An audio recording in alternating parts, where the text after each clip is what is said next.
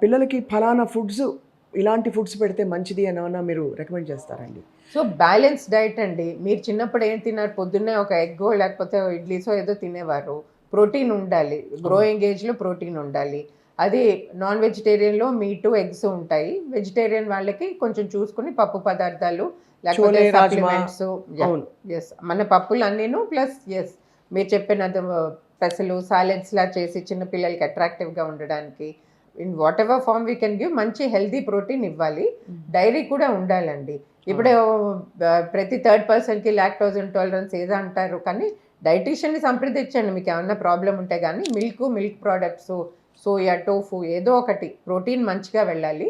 Adequate amount of fresh fruits, vegetables కూడా వెళ్ళాలి. పిల్లలు వెజిటబుల్స్ తినరు, మా వాళ్ళు ఇది తినరు, అది తినరు అలా కాకుండా అన్నీ పెట్టండి, అన్నీ తినిపించండి. Make them good happy citizens of the world.